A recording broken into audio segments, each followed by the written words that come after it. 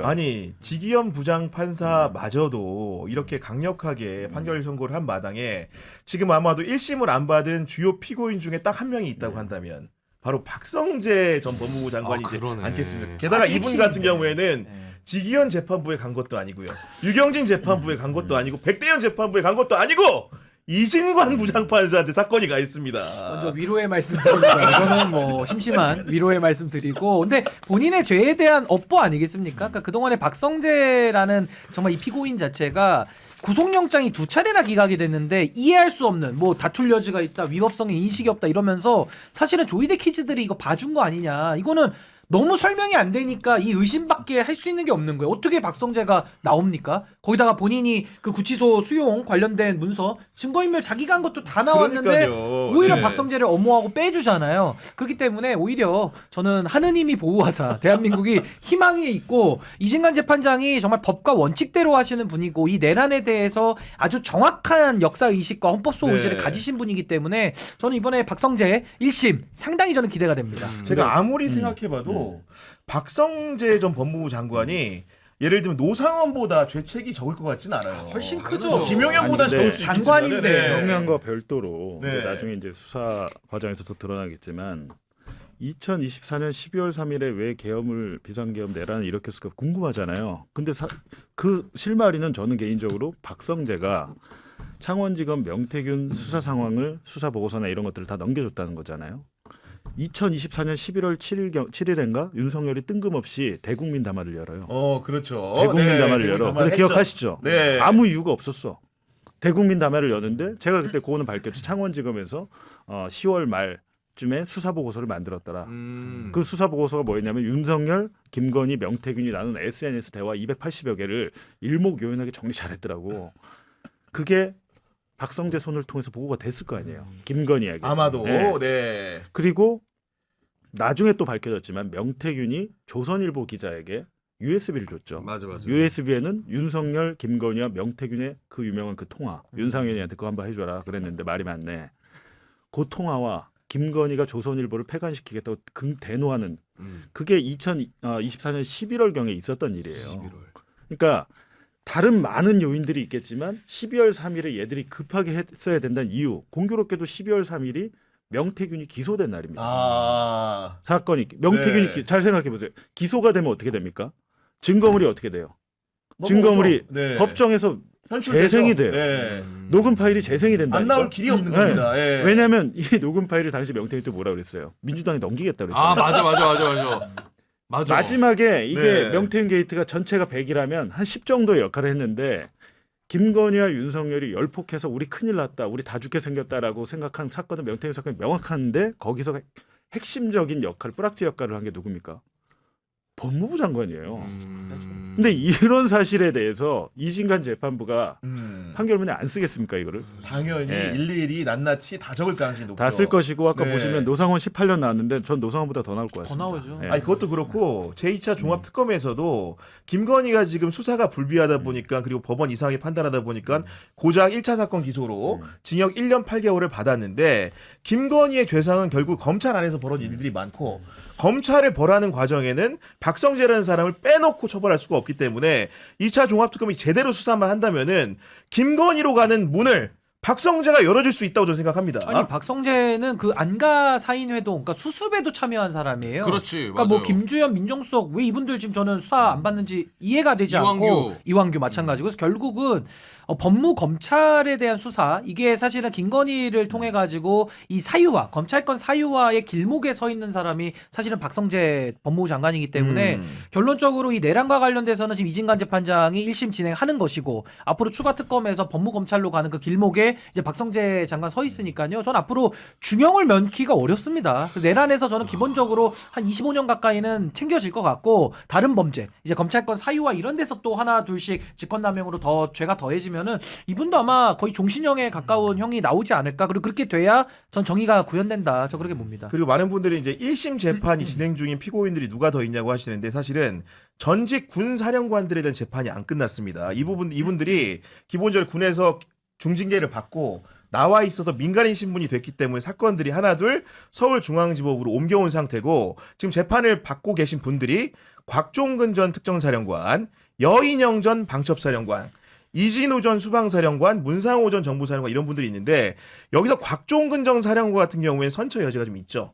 여러 가지로 이제 직언직설을 하고 뭔가 법정에서 제대로 된 진실을 말했기 때문인데 일관되게 진술하고. 여인영 같은 경우에는 여전히 윤석열과 김용현을 비호하는 듯한 태도를 취했는데 오늘 지기현 부장판사의 판결 선고를 보면서 개전의 정이 있을런지 아니면 계속해서 기존에 있었던 진술 태도를 고집할 건지 이걸 관심 갖는 분들도 꽤 많거든요. 어떻게 생각하십니까? 아니, 바로 바뀌죠. 그러니까 오늘 딱 보면 바뀔 것 여인형도 같다. 판단력이 있을 텐데 지금 딱 보면 상황이 이거는 만만하게 돌아가지 않잖아요. 그러니까 결국에는 윤석열, 김용현 쪽에 서서 만약에 그쪽이 힘을 얻고 윤어게인이 가능하면 그렇게 했겠죠. 근데 지금에 와가지고는 본인이 윤석열과 김용현을 대신해서 형량을 많이 살 이유가 없는 거예요. 네. 그러니까 이거는 철저하게 여인형 입장에서 내재적 관점에서 우리가 생각을 해본다면은 여인형은 진실을 밝혀가지고 오히려 책임을 위에 떠넘기는 것이 훨씬 본인에게 네. 좋을 거기 때문에 전 태도 변화가 분명히 있을 거라고 봅니다.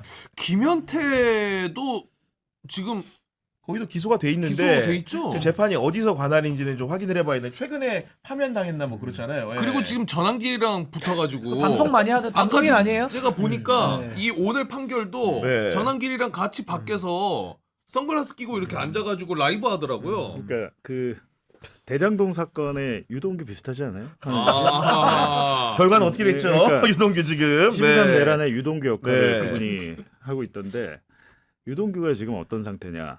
완전 맛이 갔어요. 유동규 많이 맛이 흔들릴 가서 것 같아. 재판에 아예 나오질 않으니까 이진관 그것도 이진관 이진관 판사, 재판 어. 대장동 재판이 또 이진관 이진관 이진관 판사야. 판사한테 아, 왜 이렇게 바쁘신 거야 지금? 그분은 내가 볼 때 잠을 못 잘 거예요. 너 일이 너무 많아서. 아, 이거 국민 대- 모약 하나 드려야 되는 거 잠깐만, 아닙니까? 대장동 진짜. 사건이 대장동만 이게 대장동, 파생 사건이 위례, 많죠. 네. 백현동, 성남에까지 그러니까요. 네 개의 사건이 하나로 이진관 재판부에서 하는데 유동규가 잘못 걸린 거지. 지금 그러니까 정의 구현하기 아프다고 안 나오니까 바로 과태료 때려버리고 때렸어요. 구인해 버렸어. 와, 다음엔 체포돼서 나와. 야.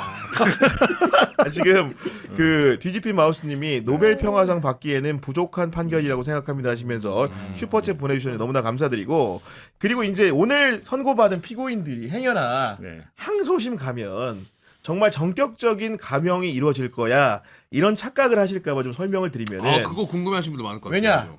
서울 고등법원부터 항소심부터는 내란 전담 재판부에서 심리를 시작하고 심리도 이렇게 지기현 부장판사처럼 1년 질질 끌지 않습니다. 특검법에 명시되기를 항소심은 3개월 안에 끝내라고 했기 때문에 사실관계보다는 법리적인 부분을 많이 따질 가능성이 높고 이들 피고인들을 상대로도 중형이 유지될 가능성이 훨씬 더 높은 건데 지금 서울고법의 형사 1부와 형사 12부의 사건이 이제 배당이 돼 있고 이건 무작위 배당으로 가는 거고 이분들 같은 경우에는 대등재판부격으로 꾸려진 재판부도 있기 때문에 특정 부장판사에 영향력이 끼치기보다는 상호 토론 끝에 정하기 때문에 양형이라는 건 저 엄정할 수 있다고 봅니다. 그러니까 이게 사실은 내란 전담 재판부 참 잘 만들어놨죠. 그 전에 뭐 위헌이니 뭐니 시비는 많았지만 이거 안 해놨으면은 국민들께서 더 불안해하실 수 있는데 지금 1심도 잘 나왔고 2심에서 내란 전담 재판부 그것도 아까 우리 앵커님 말씀해주신 대로 대등 재판부로 돼 있기 때문에 대등 재판부가 뭐냐면은 우리 구교영 앵커님이 논설 위원님들하고 셋이서 글을 하나 쓰는 거랑 똑같은 거예요. 그럼 서로가 그러니까, 네. 각자가 역할들을 다 하시는 분들이기 때문에 지금 1심처럼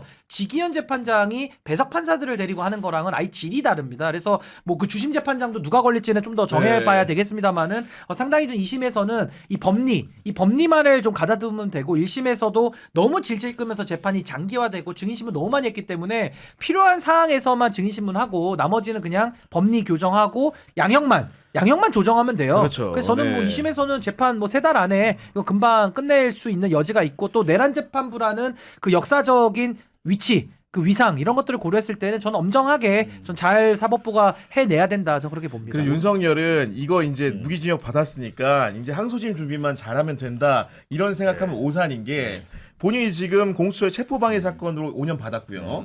이번에 내란 본류 범죄로 무기징역 받았는데 앞으로도 1심이 재판이 6개가 더 있습니다, 지금. 사실은 무기징역을 받았기 때문에 나머지 양형이 얼마나 중요하리냐마는 기본적으로 외환 사건으로 지금 평양 무인기 침투 등과 관련된 일반 이적 혐의로 기소된 재판이 있고요. 거기에 더해서 한덕수 재판에서 증인으로 나가서 위증한 부분에 대한 재판도 정식으로 이제 4월부터 시작될 예정이고 김건희 특검이 또 2건 기소했죠. 명태균과 관련된 여론조사 제공 혐의, 정치자법 위반 혐의로도 재판이 열리게 되고 이게 또 중요합니다. 20대 대선 과정에서 허위사실 공표했기 때문에 이거는 국민의힘의 운명과도 관련돼 있는 그쵸. 공직선거법 위반 사건도 재판이 있고요. 근데 그거는 네. 제가 매번 얘기하지만 1차 특검이 너무도 잘못한 게 네.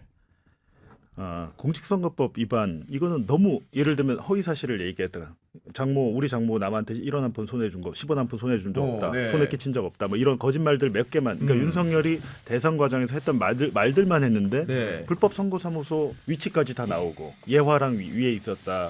양재동 서희건설 몇 층에 있었다. 다 나왔는데 그 사무소를 다 뺐더라고요.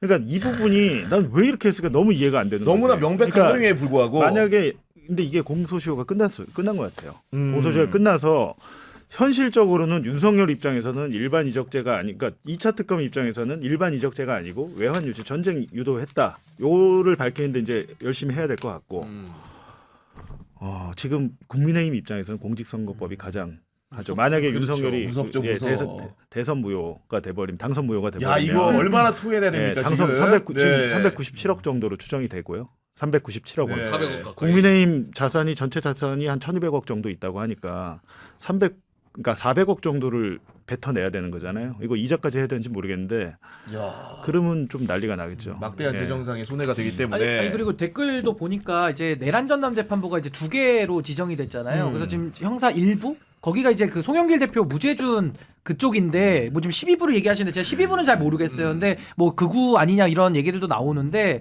어쨌든 그 내란 전담 재판부 둘 중에 하나 그 송영길 대표 무죄준 그 판사님도 어쨌든 간에 뭐 기대를 하고 우리가 볼 수는 있는 거잖아요. 근데 저는 그렇다고 해서 조의대 체제에 영향력이 없다거나 문제가 없다는 뜻은 아닙니다. 그러니까 조의대 문제는 그 문제대로 별건으로 처리를 해 나가야 되는 거고 지금 일단은 이 내란을 정리하는 과정 요거는 요거대로 좀 분리를 해서 우리가 봐야 되는 거니까 뭐 댓글로도 올려주시니까 그 부분은 일단은 그 송영길 대표 무죄 낸 그 판사님도 그 안에 들어가 있다. 아니 저도 그 부분 뭐 말씀드립니다. 하나 보태면 제 기억이 맞다면 윤성식 부장판사는 고법 형사 1부 같은 경우에는 예전에 이제 공보관도 하셨어요. 그래서 이제 보면은 되게 공보관임에도 말을 좀 아끼고 차분하고 이런 신중한 스타일이어가지고 아마 법리 위주로 크게 문제 없이 판단을 내릴 것 같다. 거기가 대등 재판부로 돼 있는 거죠. 거기가 대등재판부가 아닌 것 같고 12부가 아, 대등인 것 12부가, 같아요. 그러니까 아까 12부에 대해서 뭐 이런 왈가왈부 말이 많은 그러니까 저는 지금 말이 좀 많이 개별 나오니까. 판사의 성향은 모르지만은 그래도 대등재판부라는 거는 기본적으로 법률적으로 구력이 있는 사람, 그러니까요. 사실심을 많이 해보는 사람들이 붙어 있는 거기 때문에 엉뚱한 결론이 나올 가능성이 희박하다. 근데 이렇게 그래도 생각합니다. 이제 예. 불신을 가지시는 건 저도 동의는 하고 당연히 그러니까 그건 이제 조의대 불신 체제의 있지. 문제니까 네. 이거랑 좀 논의를 구력으로만 다르게 따지면 해야죠. 조이대도 구력 있는 거 아니에요? 구력 무지만 있어. 구력 많죠. 대법원 네. 대법관을 한번 우리가 하고 또 했으니까. 경계해야 돼. 구력만으로 구력은 우리가 안 돼. 안심할 수는 없어요. 우리 이제 구력 안 쳐줍니다. 네, 구력 안 솔직히. 쳐줍니다. 그리고 윤석열 마저 재판 1심 재판 소개해드리면은 최혜병 특검이 기소한 순직 해병 수사외압 사건, 직권남용 사건이 있고요. 거기에 더해서 이종섭을 주 호주 대사로 임명해서 도피시킨 범인 도피 혐의까지 아직도 끝나지 않은 1심이 6개나 된다. 그 더 있겠죠 이제 앞으로 2차 종합특검에서 또 기소할 네. 거니까.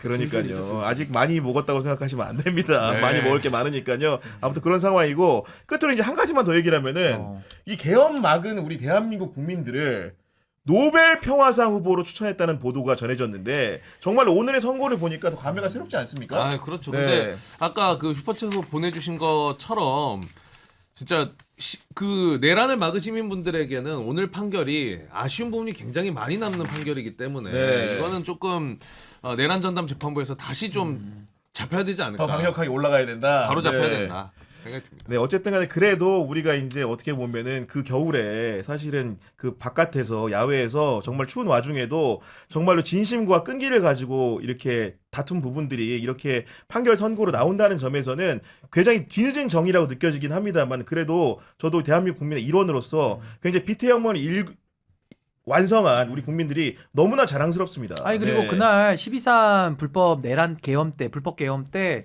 국민들께서 국회로 너무 많이 나오셨잖아요. 저도 그때 나가서 막는데 조금 힘을 보탰습니다만은 진짜 가면서 여러 생각을 했거든요. 진짜 가면 죽을 수도 있겠다라는 생각을 하고 많은 분들이 다 모이셔가지고 그럼. 그 안에서 뭐 경찰과 대치하고 또 의원님들 또 안으로 들어가게끔 또 이렇게 배려도 해주시고 했던 건데 그때부터 지금 한 2년 횟수로 2년 동안 얼마나 힘들었습니까 하루하루가. 그러니까, 정말 살얼음판을 걷는다는 심정으로 여기까지 온 건데 많이 부족해요. 많이 부족하지만 그래도 오늘에 와서야 윤석열 2심이 무기징역으로 끝난 모습을 보니까 그래도 하나의 매듭 지점? 요거는 잘 매듭을 네. 졌구나. 앞으로가 더 중요하다. 저도 그 말씀 꼭 드립니다. 그 봉기욱 선배도 사실은 이렇게 우리 국민들과 함께 국민 속으로 들어가서 여러 가지 활동들을 많이 하셨는데 아니, 오늘 안 예, 했는데. 안 하셨어요? 아니, 국민 그래도 속으로 그러니까 들어와서 국민 무슨 뭐 속으로 정치인도 들어가지 아니고, 않나 예. 보니까, 네. 그건 제가 쓰는 멘트. 제가 한 그러니까. 걸음도 국민 속으로 늘 얘기하고 국민 여기 손잡이를 정치- 얘기하는 너무 정치를 전형되다 하니까. 보니까 지금 오늘 정당이 국민 속으로 바로 서야 들어가지 자기가 않아요. 바로 봉기욱 선다. 제가 선배가 이러저런 방송에서 윤석열의 죄상을 낱낱이 밝히면서 그렇죠. 많은 국민들이 그래도 위안으로 위로 행복해 많이 하셨잖아요. 받으셨잖아요, 또 예. 기자님도. 그런 차원에서 말씀드리는 겁니다. 꼭 이 국민 마음으로 들어가는 얘기가 논리적으로 들어가야 됩니까? 이게 정신적으로 들어가면 되는 거죠 보니까. 네. 정신적으로. 무기징역 고민 안 하시는 것 같아요. 보니까. 아니 무기징역 나와서 저는 개인적으로 좋네요. 오늘 이게 좀 잘못되면 이게 대한민국이 어떻게 될까? 그러니까 아침부터 기분이 끔찍해. 좀 더럽더라고 왠지.